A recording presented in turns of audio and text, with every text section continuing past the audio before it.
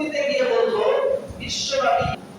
বিশ্বনবীকে বলা হলো ইনি একজন জুলুমবাজ ছিল, চিৎকার করল আলহামদুলিল্লাহ। যখনই ভারতে বোম্বাই শহরের মধ্যে কথা মুক্তি উচ্চারণ করেছে, ওই জায়গায় এমএলএ একজন ছিল, তিনি তাকে সাপোর্ট করেছিলেন।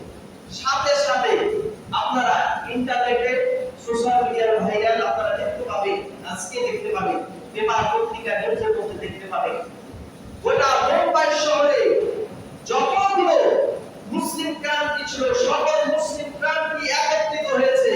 তারা বলতেছে আমাদের দল ভিন্ন হতে পারে, কিন্তু বিশ্বনবী হচ্ছে আমাদের পরিচা, আর যে ব্যক্তি কলেজে আঘাত করেছে এই ব্যক্তির ফাঁসি অবিলম্বে দেওয়ার একটা চিৎকার করে মুসলমান, ঠিক কিনা?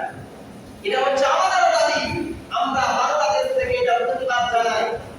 আমি বাংলাদেশ থেকে আমরা সকলের প্রতিবাদ জানাই, যারা এই রকম ভাবে বিশ্বনবীকে কটূক্তি করবে তাদেরকে অবিলম্বে গ্রেফতার করে তাদের কঠোরমূলক শাস্তি আমাদের সকলের চাওয়া দাবি আছে। সকলের মুসলমান, ঠিক কিনা?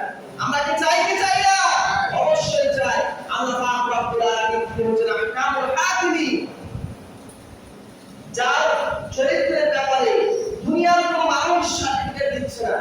আমাদের চারিত্রিক, আমাদের গুণাবলী, আমাদের চরিত্রের ব্যাপারে মেম্বার, চেয়ারম্যান তারা সার্টিফিকেট দেয়, অথচ আমার আপনার নবী চরিত্র স্বয়ং মহান আল্লাহ পাক রব্বুল আলামিন সার্টিফিকেট দিচ্ছেন।